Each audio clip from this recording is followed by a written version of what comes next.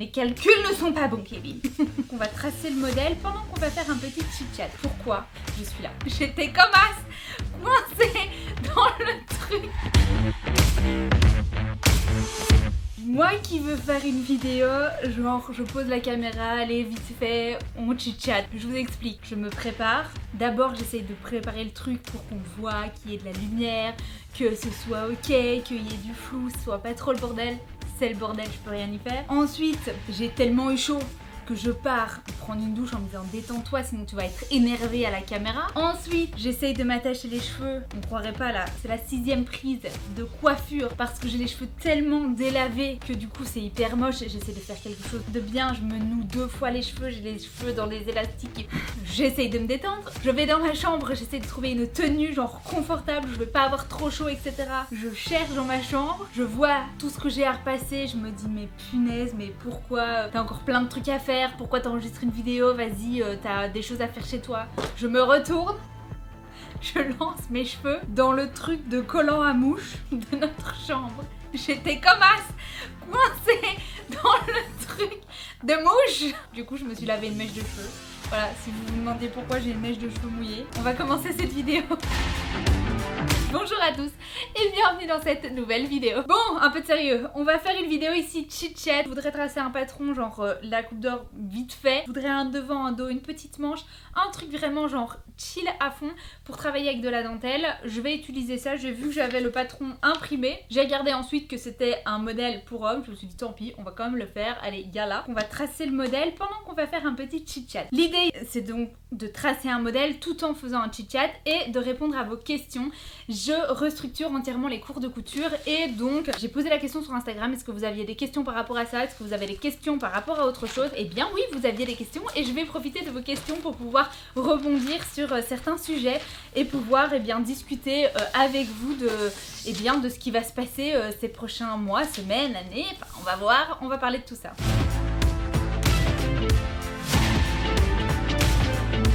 La première question était donc qu'est-ce qui ne vous satisfait pas dans votre activité? C'était une super bonne question. Pour être très honnête, j'adore ce que je fais. Je le dis, je l'explique tout le temps. Mon quotidien, je l'adore. Je travaille comme une dingue. Je n'arrête jamais de travailler. Pour la première fois, j'ai fait un message sur ma boîte mail ici en juin qui disait excusez-moi mais je ne serai pas disponible pendant ces prochains jours, durant 4 jours quand je suis partie à Malaga avec mes copines. Et donc oui, c'était une grande nouveauté et ça reflète un petit peu ce qui ne me satisfait pas à l'heure actuelle. C'est que j'adore ce que je fais mais je ne m'arrête jamais. Et je pense qu'à un moment donné, pour trouver un équilibre, il est important d'arriver à tempérer entre le perso et le pro. Et on arrive à un stade où j'ai besoin d'arriver à gérer un petit peu les deux et à gérer mieux les deux. Mon cerveau s'arrête jamais. J'arrive à un point où là je me dis c'est surtout que en 4 ans, pour tout ce que j'ai travaillé, même si j'adore ce que je fais, je ne gagne pas assez. Je ne gagne pas assez par rapport à ce que je travaille. Et ça, c'est hyper frustrant. Moi, je suis en train de tracer un truc de la coupe d'or sans le mettre ruban de la coupe d'or, évidemment. Ça y est, je l'ai. Donc, à la question, qu'est-ce qui ne me satisfait pas dans mon activité actuelle? C'est clairement le ratio énergie et gain n'est pas équilibré. J'ai envie de plein de choses, j'ai envie de me projeter sur plein de choses. Si je n'ai pas d'emploi de salarié, c'est pour pouvoir travailler autant que je veux. Et si je peux me dire que je peux travailler autant que je veux, c'est pour pouvoir gagner autant que je veux. Et là, l'équilibre, la balance n'est pas bonne. Les calculs ne sont pas bons, Kevin. Voilà, clairement. Je pense maintenant que j'ai assez de recul pour pouvoir me dire il y a des choses que je ne fais pas bien, il y a des choses où je ne suis pas assez structurée, organisée, il y a des choses que je ne peux pas faire toute seule et il y a des choses que je dois déléguer et c'est hyper frustrant de me dire ok, il y a des choses que je dois déléguer et je ne peux pas payer les personnes avec qui je dois déléguer et donc du coup on est dans un déséquilibre total et de ma vie personnelle et de ma vie pro et de l'évolution que j'ai envie d'avoir. Cette partie de transition me permet de reprendre les bases, de me demander en fait pourquoi j'ai commencé à donner des cours de couture, vraiment la base des bases, pourquoi j'aime la couture, pourquoi je suis sur les réseaux sociaux, qu'est-ce que j'ai envie de transmettre sur les réseaux sociaux, quel quels étaient mes objectifs initiaux. Cet énorme brainstorming, eh bien, me permet de refaire un petit peu plus le vide et de restructurer. Je pense qu'il est important en tant que de personne qui essaye de faire vivre un business, de se poser les bonnes questions et d'essayer d'évoluer dans le bon sens. Et donc voilà, j'en suis à ce point charnière. L'année dernière, je pense que j'avais été hyper transparente avec vous si vous me suivez depuis là. L'année dernière, j'avais déjà pensé un petit peu à restructurer, mais j'étais passée par une phase, en fait, je bossais tellement que on était fin juin et vraiment il y a un an pile poil, et j'ai une de mes copines qui m'a dit oh, c'est trop dommage parce qu'en fait chaque année on a notre petit moment copine, et elle m'a dit c'est trop dommage, c'est vrai qu'on a passé un week-end ensemble et t'étais à moitié là parce que tu bossais et en fait elle m'a dit ça, et puis je suis rentrée, je me suis assise dans l'avion, j'ai fondu en larmes, j'ai passé tout mon été à pleurer, à pas savoir où j'allais, et donc voilà, j'ai repris un nouveau souffle en septembre, j'ai passé une année comme ça. Il est temps de reprendre une feuille blanche et de recommencer et demander pourquoi je suis là. Et la réponse, elle est simple, je vais pas vous faire tout mon brainstorming, ça c'est sûr, mais je peux vous dire que j'ai fait la couture parce que un jour j'ai vu le film Halloween 4 et que je voulais faire des robes de mariée. Cette idée, elle a évolué, elle a changé, et c'est bien que les projets changent, que les envies changent. J'ai commencé à voir des nanas qui étaient sur les réseaux sociaux et j'ai vu des nanas rondes qui s'assumaient.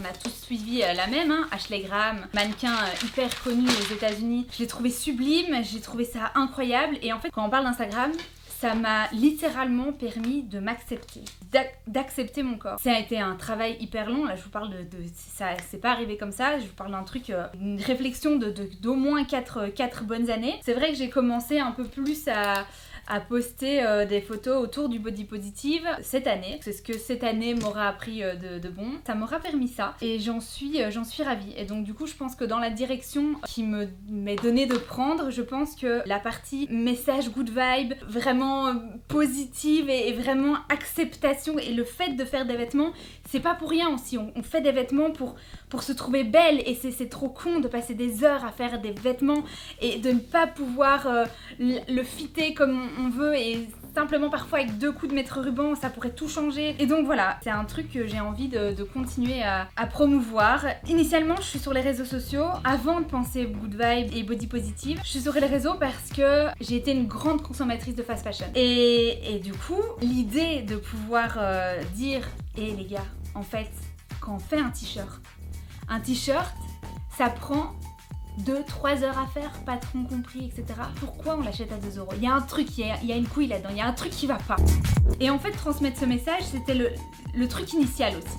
Pouvoir se dire, punaise, apprenez à faire vos vêtements, allez les acheter en fripe, apprenez à les customiser, mais genre éclatez-vous. Si on arrêtait genre maintenant de produire des fringues sur la planète, si on arrête là maintenant, on peut continuer à s'habiller et habiller toute la Terre pendant encore au moins 8 ans. Je dis les chiffres comme ça, j'ai pas les chiffres, mais très sincèrement, c'était le message fort que j'avais envie de passer, et c'est un truc qui passe un peu à la trappe parce que je communique pas dessus, j'ai pas cet axe-là. La dernière chose, c'est que j'ai découvert YouTube. Et YouTube, pour moi, ça a été le truc, genre le dream goal, le truc inatteignable. Genre, je voyais les filles, je me suis jamais cachée, j'arrête pas de le dire, make-up, encore aujourd'hui, Martin Cosmetics. Gaël Garcia Diaz, pour moi, ces vidéos, ça a été une révélation de business girl, vraiment. Et en fait, quand je regarde ces vidéos, je me dis, mais ça, c'est un truc que je voudrais faire ces vidéos, je voudrais faire des vidéos de façon régulière. J'aimerais tellement vraiment pouvoir avoir une connexion avec la communauté, faire grandir une communauté au travers des vidéos YouTube. Et c'est quelque chose que vraiment là, je me fous des bâtons dans les roues, mais toute seule quoi. Parce que j'ai quand même un chéri qui est youtubeur, qui du coup me conseille, d'ailleurs là j'ai une super caméra, mais qui est youtubeur mais très pointu. Donc du coup c'est vrai que le fait de poser le téléphone et juste et parler, lui il va me conseiller, il va me dire non il faut un beau setup, machin tout. Et donc du coup je suis un peu partagée entre vas-y one life parce que c'est fort ma personnalité, et David qui me force à me professionnaliser et c'est une très bonne chose. Mais donc voilà, j'essaye de trouver ma place entre tout ça. Et donc le fait est que YouTube c'est vraiment un dream goal et je ne comprends pas pourquoi depuis toutes ces années j'essaye de faire des vidéos sur YouTube et je ne poursuis pas, enfin si je sais pourquoi, parce que ça ne paye pas et parce que même si c'est un kiff, à un moment donné je me dis Caro, juste fais des cours. Et on en vient à la suite de l'histoire.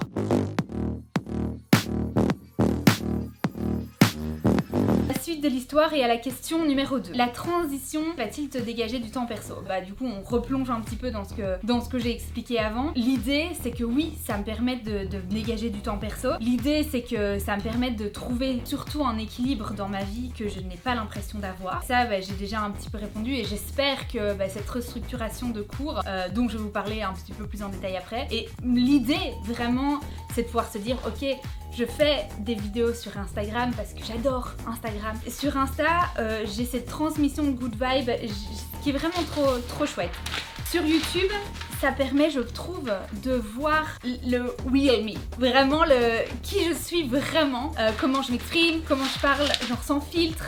Parce que les cours c'est beaucoup plus cadré évidemment. Ça c'est YouTube et c'est pour ça que j'ai envie de le développer aussi. Il y avait Twitch et Twitch je rêve de le remettre en place parce que ça me permettrait de dire à mes élèves ou à tout le monde en fait genre top. Tu t'es investi, t'as envie d'avancer dans ton projet couture. Top, viens coudre avec moi. Couds autre chose, c'est pas grave, on s'en fout. Viens coudre avec moi. On va passer un moment ensemble, on va parler de couture, on va parler de plein de trucs, on va parler de technique, on va parler de mes cheveux qui sont délavés, qui sont horribles. On va passer un moment ensemble et tu vas avancer sur ton projet. Vraiment, genre octroie-toi un moment. Twitch, voilà, moi j'aime. Et donc la question, est-ce que ça va me permettre de dégager du temps perso? L'idée c'est de structurer la création de contenu sur Instagram, la création de contenu sur YouTube et sur Twitch, éventuellement sur TikTok. Ce serait pas mal que je pousse un peu le bouchon par là aussi, parce que l'idée c'est de porter ce message de good vibe et de toi aussi tu peux le faire, écoute tes trucs et si t'as besoin d'en savoir plus, viens prendre un cours de couture avec moi sans avoir l'air de faire du forcing non plus, parce que je déteste ça en fait. Je déteste ça, j'ai l'impression d'être en permanence avec une pancarte. Venez acheter mes cours de couture, c'est génial. Et c'est pas du tout le message que j'ai envie de passer. Et donc je me dis que si en étant présente sur les différents réseaux sociaux, si ça me permet de gagner des sous, alors je sais pas sous quelle mesure très honnêtement, parce que TikTok on n'est pas éligible, on est en Belgique, YouTube, faire des partenariats, les partenariats dans la couture, on est sur du gifting beaucoup, donc c'est pas ça qui va me faire payer mes factures, donc je sais pas sous quelle forme je pourrais me dire d'en vivre. Je me vois pas faire 10 000 partenariats sur Instagram, etc. Les filles, mes potes le font beaucoup mieux que moi, et je suis pas bonne non plus dans la négo, dans la manière de voilà, on en a déjà discuté plein de fois avec les filles et vraiment elles sont meilleures que moi et je me sens ni légitime ni en fait l'énergie de le faire pour l'instant en tout cas. Donc du coup je sais pas encore comment je vais gagner ma vie, hein, on en revient au même point. Mais clairement quand on me propose un partenariat, quand on me demande quelque chose, je suis quelqu'un qui va passer, j'en ai déjà parlé aussi, mais à rédiger le mail pour être sûre de voilà, j'ai peur de demander trop, j'ai peur de demander pas assez, est-ce que je vais faire gagner à la marque ce que je lui demande, parce qu'en fait je suis un peu dans les deux cas, parce que moi j'ai essayé de faire appel à des influenceuses, je vois leurs tarifs et je me dis ok, si je les paye ça, je veux qu'elles me fassent gagner au moins le double en fait. Et donc voilà, il y a cette réflexion que j'ai et que du coup je sais pas comment les réseaux sociaux peuvent me faire. Je me dis peut-être que plus j'ai une grande communauté, plus il y a des personnes qui vont acheter mes cours et ça va être vraiment cool. Enfin donc voilà. La deuxième réponse a été aussi très longue. On arrive à la troisième question et on va changer un petit peu de direction avant de rebondir encore sur l'histoire des cours.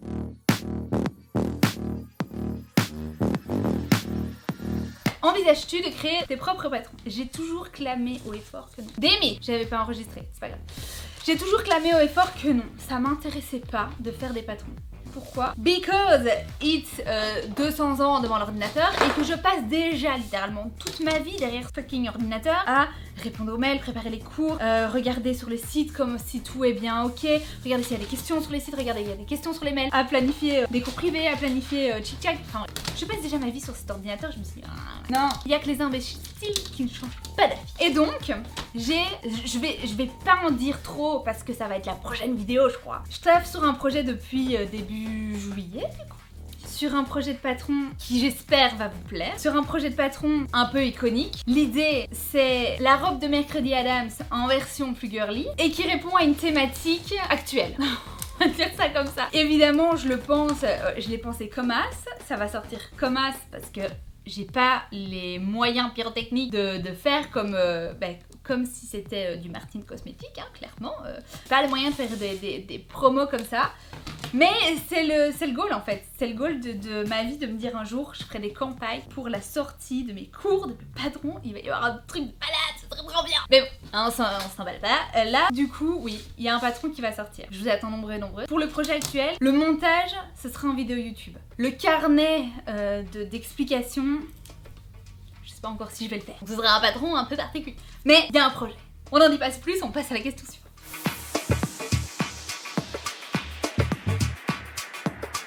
Vas-tu donner plus de cours ou de formation sur base de la couture, commencer à apprendre la couture? Cette question est hyper intéressante parce que ça prouve le déséquilibre qu'il y a dans ce que je propose. En fait, mes cours actuellement, ils ont littéralement une durée de vie d'environ 1 mois. Ça a un peu changé avec le cours Morpho qui continue un peu à vivre là maintenant. C'est vrai qu'il faudrait que je refasse un petit peu l'histoire. Je sais pas à quel moment j'étais censée expliquer l'histoire. L'histoire, c'est que j'ai commencé à donner des cours de couture en 2019. Je lance mes cours de couture, je loue des salles, je fais de la pub sur Facebook. Je vais vraiment dans l'inconnu. Je demande 1 000 € à prêter à une copine pour acheter des chaises, des rallonges. Je lui promets, on était en septembre, je lui promets qu'en décembre, je lui aurai remboursé les 1 000 €. Et voilà, je me lance comme indépendante. Je suis hyper fière. Fin septembre, elle me les a prêté début septembre. Fin septembre, oui, je peux lui rendre ces 1 000 € et la machine est lancée. Je loue des salles, je donnais des cours de 9h à midi et de 18h à 21h. C'était trop chouette, sauf que 18h à 21h, je rentrais chez moi à 22h, 22h30, le temps de faire la route. Je repartais le lendemain, 8h30, 8h pour pouvoir donner les cours ailleurs. Enfin, je donnais les cours, je pense c'était lundi soir, mardi soir, mercredi matin, mercredi soir, jeudi matin, jeudi soir, samedi matin, samedi après-midi. Voilà, c'était un rythme incroyable. J'ai pas vu David pendant des mois. On part à New York, là, déconnexion, mais je continue à faire la promo de mes cours pour la rentrée qui arrive en mars, etc. Puis on commence à entendre parler d'un truc là, tu sais, il y a des bactéries, tout le monde se lave les mains autour de nous, on est à New York, enfin on est là, punaise, mais c'est quoi ce truc là, tout le monde entend parler, on prend l'avion, on était genre le jeudi. Continuer à donner, je pense, 1 semaine de cours, le confinement est arrivé le jeudi en Belgique, vendredi, moi comme as, c'est fini, c'est mort. Drama queen au possible évidemment. C'est mort, mon activité est fichue, j'ai mis toute mon énergie, j'ai mis de l'argent là-dedans, j'y arriverai jamais, comment ça va se passer?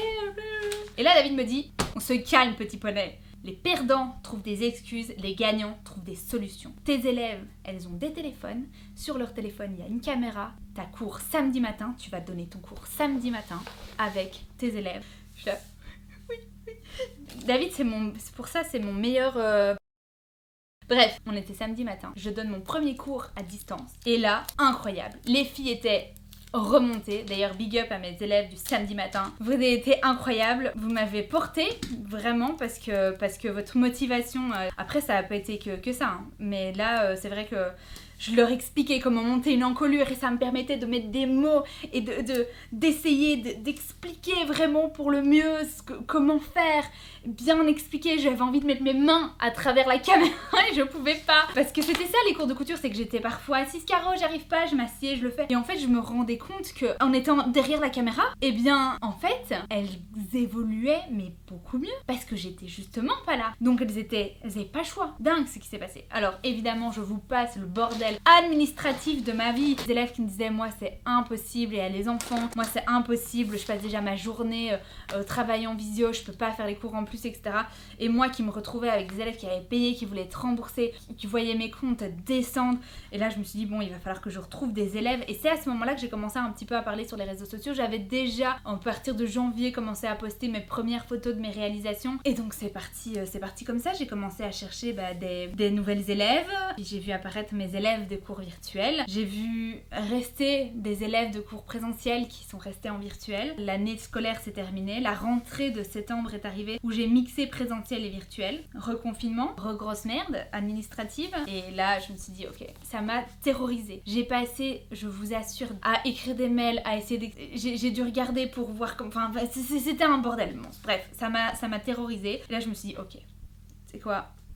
On continue le virtuel, on va voir comment on va faire. Et puis est arrivé du coup un beau jour les live Twitch dans ma vie. Et les live Twitch, pareil, méga révélation, où là je donnais des lives. Puis là je me suis rendu compte qu'il y avait des personnes qui étaient intéressées, des personnes qui étaient là, qui étaient présentes, qui étaient intéressées par ce que je racontais. Et là je me suis dit bah c'est cool parce que des live Twitch, j'ai plus 7, 8 élèves le soir. J'en ai beaucoup plus. Et pourquoi pas tester, voir comment ça peut fonctionner. Et là, sont arrivés les cours virtuels. Et là, les cours virtuels, pareil, méga révélation. Ben oui, je pouvais prendre plus d'élèves. Alors, celui qui viendra me dire, et là j'en ai encore vu en commentaire, ah mais oui, mais du coup les cours virtuels, ça te fait... C'est bien parce que du coup tu travailles moins. Mais putain, mort de rire. Les cours présentiels, je prenais, je déblayais, je mettais les chaises, etc. Je m'asseyais, je vous écoute les filles. Et là, je passais 3 heures et je vous écoute les filles. On papotait, effectivement, c'était très, très chaleureux, etc.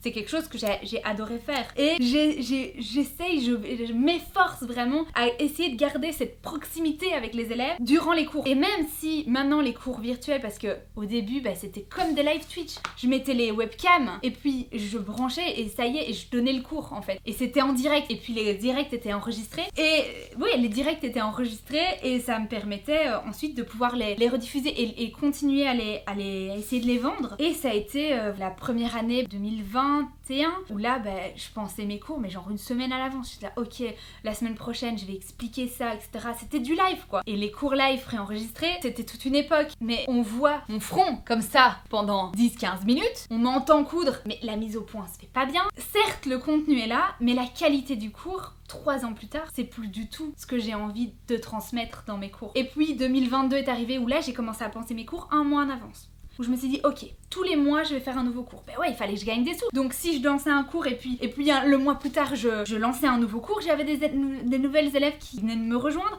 et c'était top. Et là on arrive en septembre 2022 et là je me dis waouh, il va falloir que je commence à penser, bien que j'ai passé tout l'été à pleurer, il va falloir que je commence à penser un peu plus loin que 1 mois. Penser à 3 mois, essayer de contacter des marques parce que donner les cours, c'est pas juste faire le cours, c'est contacter les marques pour voir si elles sont ok de bien vouloir mettre un prom code sur leur patron que je puisse utiliser. Est-ce qu'elles sont d'accord que je puisse utiliser leur patron? Bon, il y a une licence à payer. Ensuite, c'est déjà moi de bien étudier si la marque, elle est excellente niveau du patronage, s'il y a un suivi derrière, parce que moi ce que je voulais apporter dans les cours, c'était pas juste monte le vêtement, c'était monte avec moi le vêtement et n'aie pas peur au moment des points techniques, n'aie pas peur, on est là. Et si tu veux en plus pimper ce que tu es en train de coudre, je vais t'expliquer comment faire. Et donc c'est vraiment ce que j'ai essayé de transmettre au cours de tous ces cours. Mais il y a un moment donné où ça s'est essoufflé, dans le sens où j'ai contacté les marques, après j'ai commencé à créer le cours, ensuite je donnais toujours les cours live, mais je créais du coup,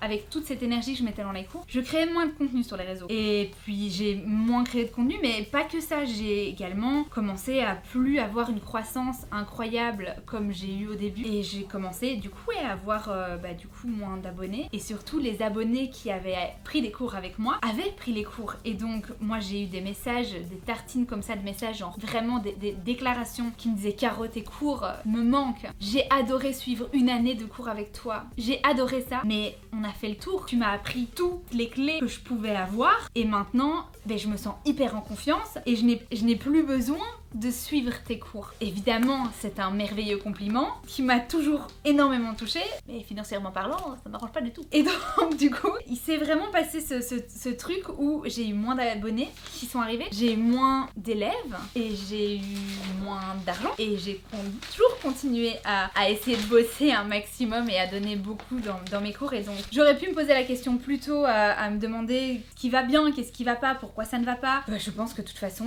il y a rien qui arrive par hasard. Et que voilà, c'est maintenant que je me pose la question, c'est maintenant que je décide de changer un peu de cap. Je vais donc restructurer les cours de couture. En fait, je me suis posé la question plus tôt parce qu'il y a eu le cours où j'ai vu que les inscriptions s'essoufflaient, j'ai testé des cours moins chers, j'ai testé des formules abonnement, j'ai testé plein de trucs. Dans la question, est-ce que tu vas faire des cours débutants? J'ai des cours débutants. En fait, j'ai des cours débutants, j'en ai 2. J'en ai apprendre les bases du patronage, apprendre les bases de la couture. Et en fait, c'est le gros problème de mes cours, c'est que mes cours, ils sont mortels. Parce que tous les mois, j'ai changé de cours. Et tous les mois, j'ai proposé des nouveaux cours. Et tous les mois, j'ai essayé d'avoir des nouveaux élèves. Et ça a été mon erreur parce que j'ai des élèves qui n'avaient pas eu le temps de terminer le cours, qui s'essoufflaient pour le nouveau cours, qui ne me rejoignaient pas. J'ai des élèves, j'ai plein d'élèves qui me disent « Ah bon, tu fais plus de cours live ?» Mais du coup, moi, je savais pas qu'on pouvait acheter le cours d'il y a 2 mois. Et en fait, la communication n'a pas été bonne et ce qui s'est passé, c'était au mois d'avril où je me suis dit il y a un cours que j'ai très envie de faire, j'ai beaucoup de demandes et ça m'intéresse vraiment, c'est un cours qui va pouvoir toucher pas mal de monde, c'est le cours morphologie. L'idée, s'habiller selon sa morphologie avec plein d'astuces de choix de patron, astuces de choix de couleurs, astuces de choix de motifs,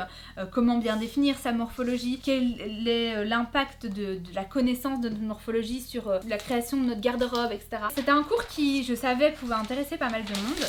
Du coup, je me suis dit, on va essayer, on va tester de ne pas donner cours. Je pense que j'ai pas donné cours pendant 1 mois. Et je vais me concentrer sur la création du cours et sur la communication autour de ce cours. Et ça a fonctionné parce que, au-delà du fait que c'était un cours qui pouvait toucher énormément de monde, voilà, je passais de 10 inscriptions sur le mois à des inscriptions, voilà, qui ont dépassé la centaine d'élèves. Bah, ça fonctionne bien pour elle, qu'est-ce que se plaint? Rappelez-vous d'un truc, je suis en Belgique, ce que je gagne, j'enlève les 21% de la TVA, et ce qu'il me reste, je le divise par 2 parce qu'il y a la moitié qui va à l'État. Et avec ça, je dois payer les factures, le reste, les caméras, les lumières, l'électricité, la bouffe, la vie quoi. Et donc voilà, même s'il y a des mois qui ont été incroyables, bien c'est à répartir sur 12 et là c'est nettement moins incroyable. Et donc on va arriver à la question suivante. La question numéro 5 qui sera donc la dernière.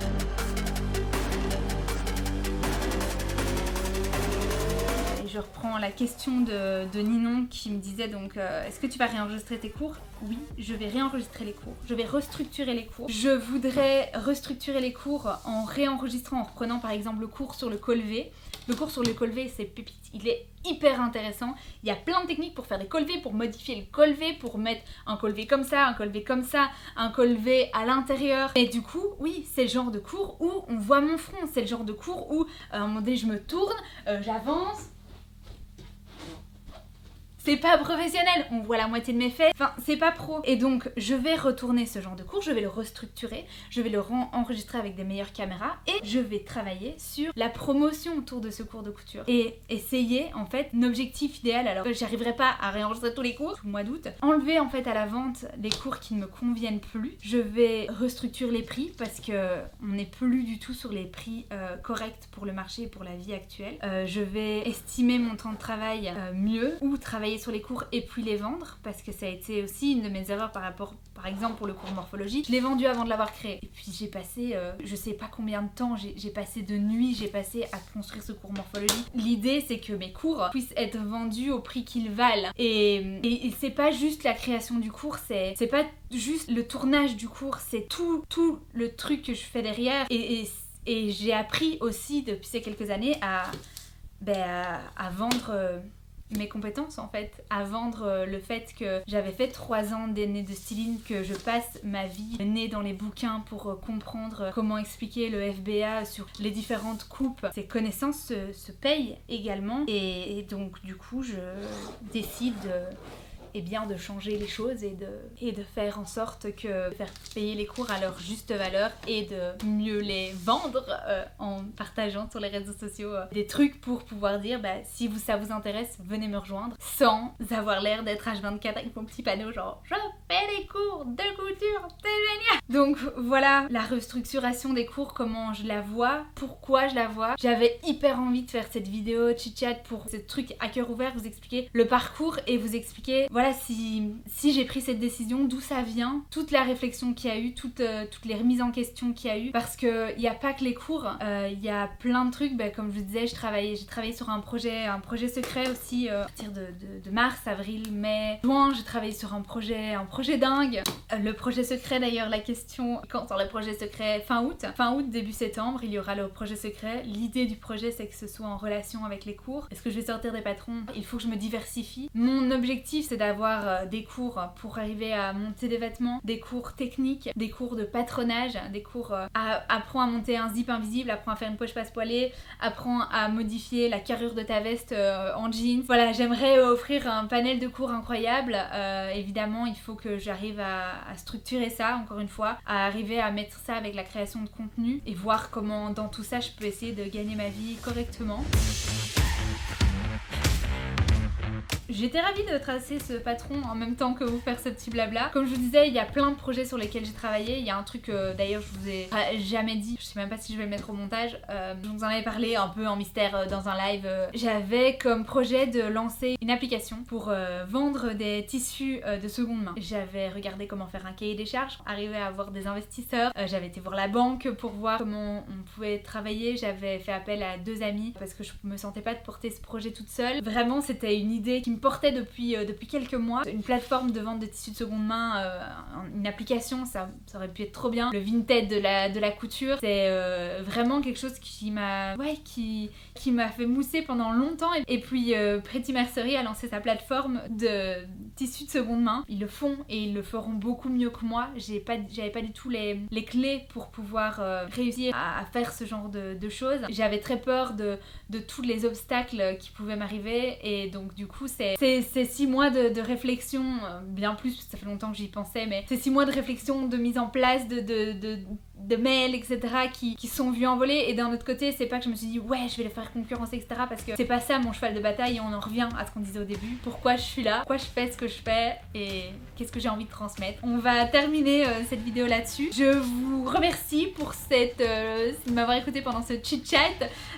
J'ai tracé mon patron, je vais le raccourcir et je vais le couper là-dedans. J'avais hyper envie de faire ce petit haut genre crop, petite manche, je pense couture anglaise sur les côtés, et voilà, petit top méga rapide vite fait et tracé avec un modèle homme de la Coupe d'Or. On va voir ce que ça donne. Bref, je vous retrouve sur Instagram pour la suite et je vous retrouve très vite dans une nouvelle vidéo. N'hésitez pas à dire ce que vous en avez pensé, à me lâcher un commentaire, à vous abonner, et je vous embrasse et à très vite. Bisous.